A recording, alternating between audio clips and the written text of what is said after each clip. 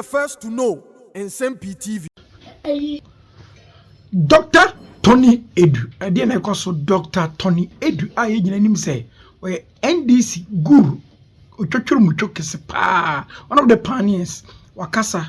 Na tembia kan me I say, kisi ejabin, kisi ejapin, ejinidi dudu. Na faith was kisi ejabin, enye trustworthy. Identical na His Excellency John Dramani Mahama, and that's man is car. The office not the day, and no, and a lawyer poor as much HM say, upon Chinua, any behuni tintin, or shall, and no odidisika, no, the animal person can't Nsem-Pii. Now I come a come someone for say, or no, Kisi Jabin home for chain, or no, lawyer poor as much, no, see anything argue, but dear, you Kisi Jabin, and yet ama. Dr. Tony Aidoo, and so a beer and not to young Dr. Martin Hamid, also I can be actually Kisia Jabin, and then I was current, oh yeah, or starting a charade or Tayan, say Mustafa Hamid, or Kwakudi Sika Pim, and the lawyer better was what one's that frame, my baby me one, be actually say, Miniska, Mitia, oh yeah, press conference, Tintrichi. Edidi na Dr. Tony Aidoo ebuza se anyambia kisi ejabe yedini si sa abenya special prosecutor no so no omunchire anoma baba ko pempo a yiro kisi ejabe atumi ache no atum.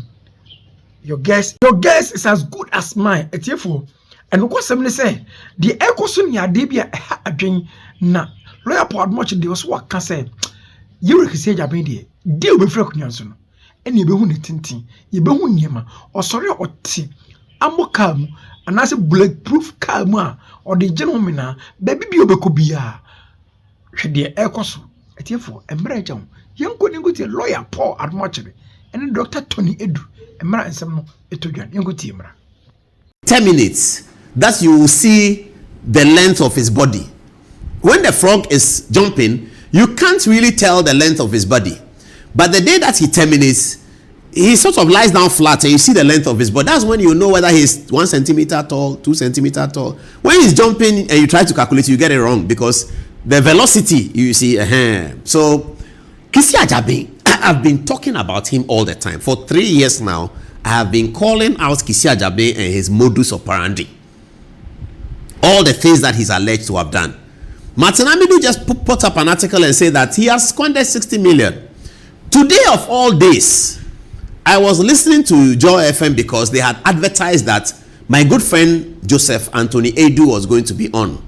I respect Tony Aidoo for his brain power. He's one of the social knock. Tony Aidoo, Kwesi Pratt, Professor Kwame Kaikai. And by the way, congratulations to Professor Kwame Kaikai. I couldn't attend the events today at the Teachers Hall. They had a beautiful event for him. He turned 80 years old and they had a beautiful event for him. I really wanted to go because Dr. Yao Graham was speaking and I like to listen to Yao Graham. Professor Audrey Gajepo was speaking. I love to listen to Audrey Gajepo, but somehow I couldn't make it. I've called for the videos and tomorrow when I have, in the afternoon tomorrow, I'll be here. Friday afternoons, I'm usually here, just reviewing what has happened during the week. So tomorrow I'll be watching all that video and then maybe Tuesday I'll give it some attention because Kwame Kaikai really deserves to be honored at 80.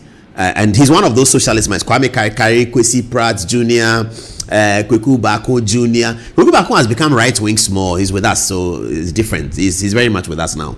But Kwesi Pratt is still on the left. Professor Kwame Kaikai, Dr. Yao Graham. They are all very intelligent left-wing people. And Tony Aidoo.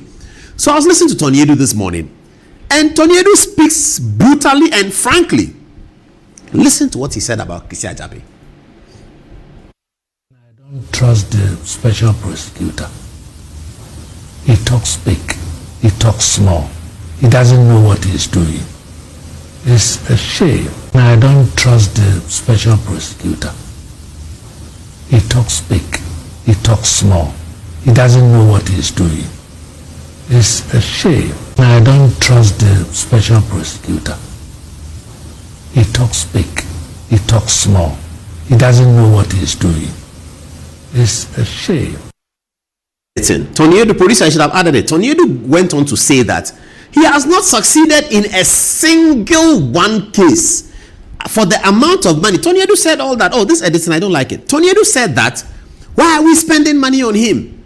He has not won one single case of prosecution. This Kisi Ajabe, after all the millions that has been spent on his office that he uses to buy cars, he uses to travel, he has people on the payroll of special prosecutor who are 68 years old. They have a role in the office of the special prosecutor. They are 68 years old and they are sitting there and they are blowing government money on account of the fact that he is watching. He is the watchman who is watching people. He has deep relations with Anas Aremia Anas, who is sitting in America, having lost the case against Kennedy, having won the case against Kennedy Japan, lost the money, is now on appeal that he wants more money when he told the BBC and the whole world that it wasn't about money. That's Kisi Ajabe's friend. These Kisi Ajabe characters, they are running down the state, and they are running down the state with a huge facade.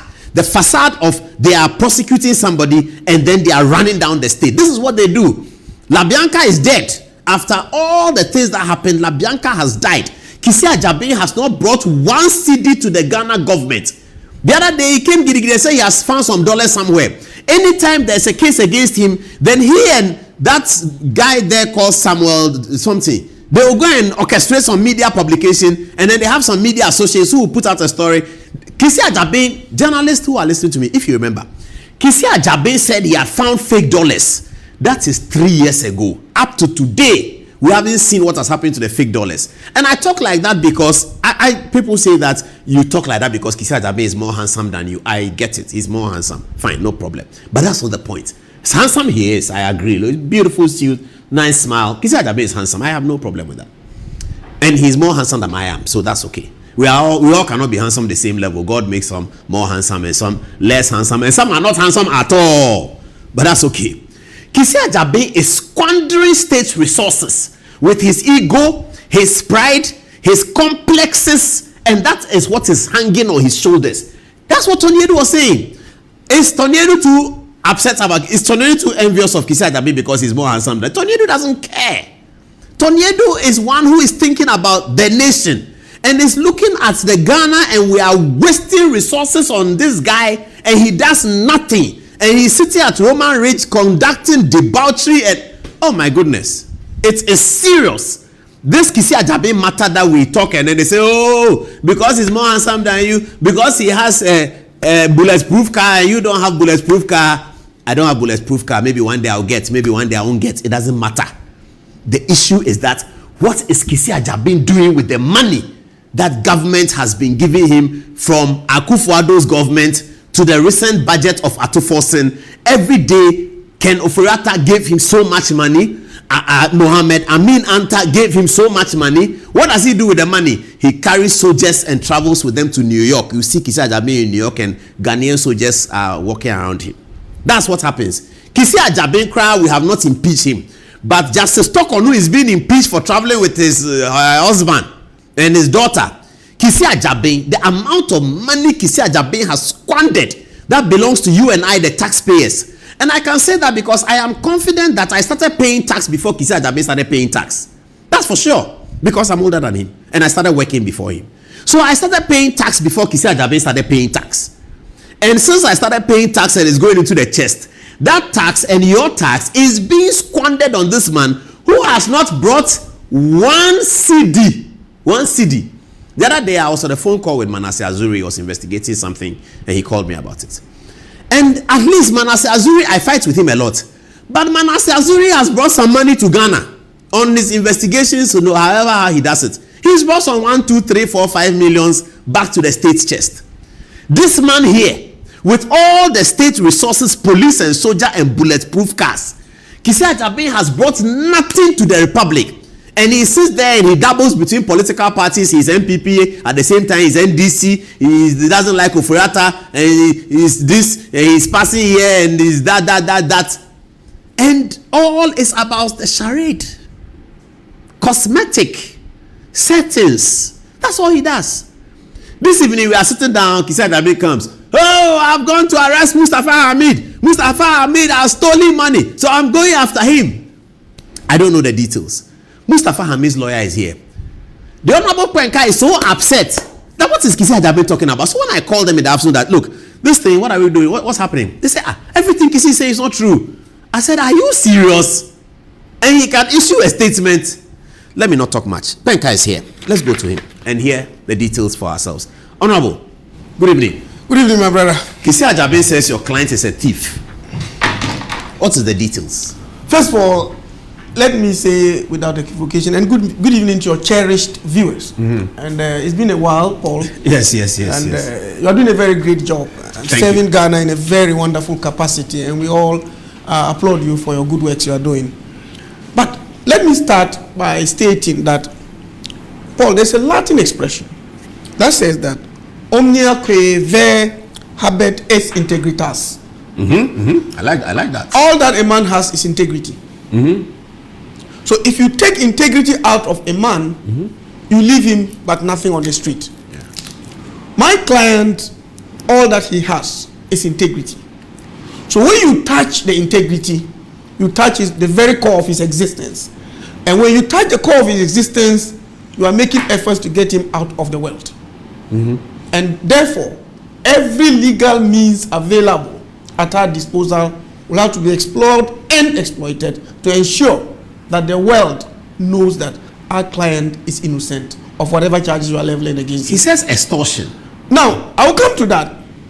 But Paul, what happened was that sometime in February, the special prosecutor held a press conference, as is usual of him, and stated without equivocation that there was an alleged embezzlement of about 1.3 billion Ghana cedis with respect to my client, the venerable Sheikh Dr. Mustafa Hamid. Please, is the doctor GTech qualified doctor? He's a qualified doctor, a PhD.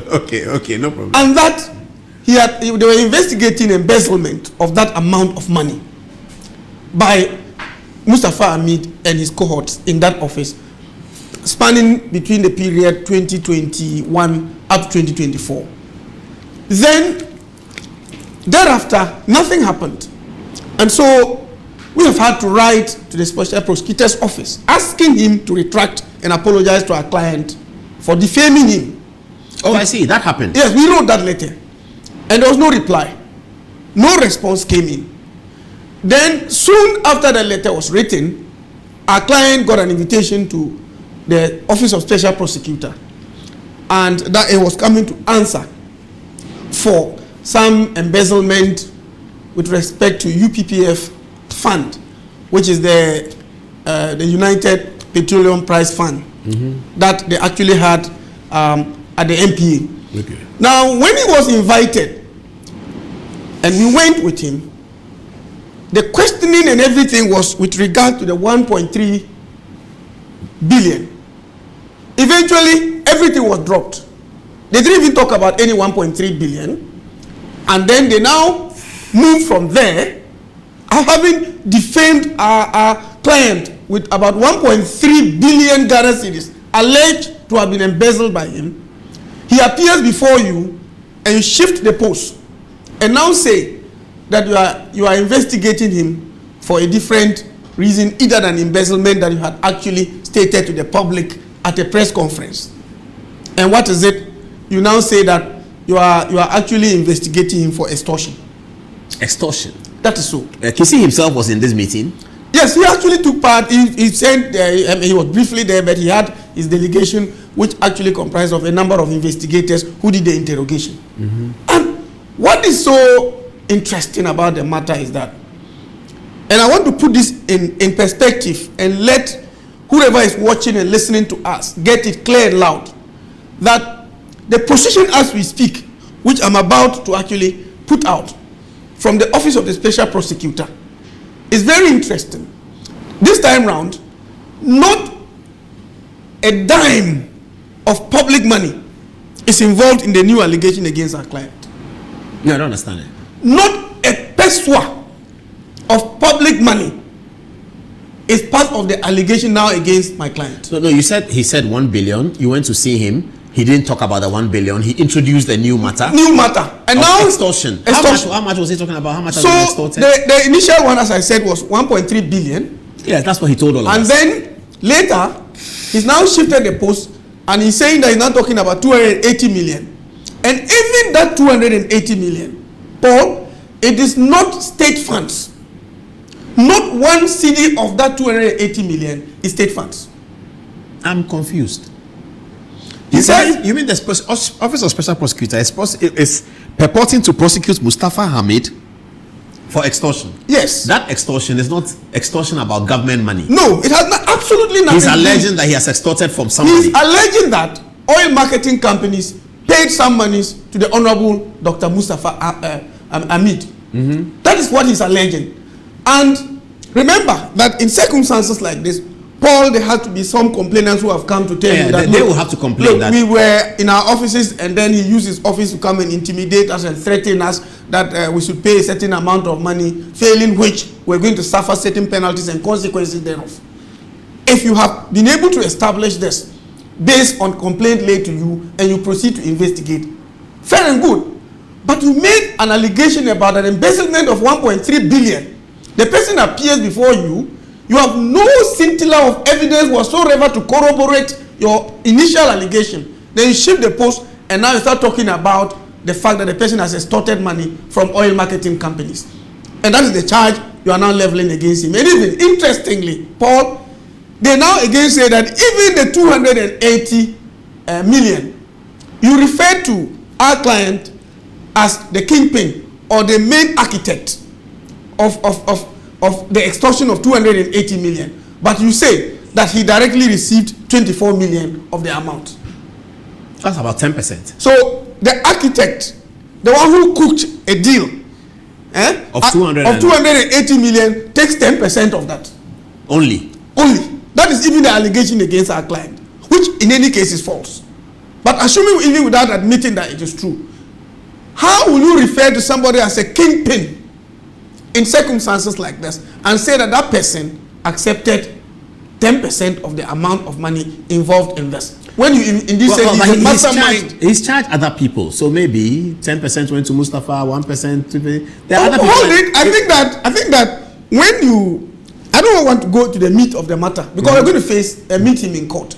But what is very intriguing for me is the character attack of our client, which has been most unfortunate. And let me tell you one thing, Paul.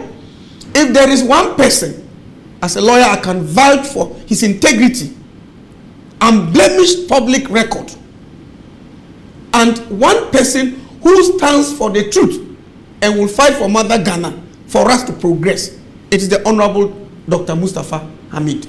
There's no doubt about it. You can go out there and do your own checks. Yeah, we know him. He was Minister for Information. He's a very strict person. He was a Minister for very strict person, a disciplinarian. And to the fact that, the extent that I know, I can tell you that there have been even instances in his political career that money given to him to go and spend in politics on the field, he spends the money and later brings back money to those who presented the money to him to say that, look, when I went, I spent, and this is what was left. Unheard of. What I know of is that people go and spend and come back to say that they even spend more. But in his case, there have even been instances where he goes to spend and he brings back money to refund to those who gave the money to him.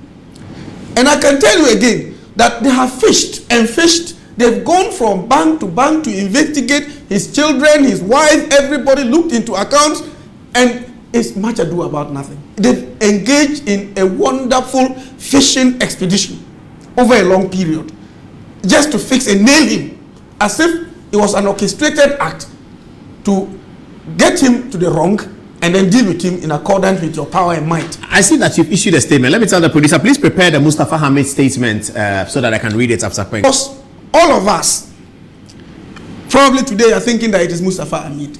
And I keep on saying that if you are not on a solid grounding, you don't come to brief the public about a person based on certain mere allegations that you have heard or you have against the person without further checking to get evidence that will nail the person.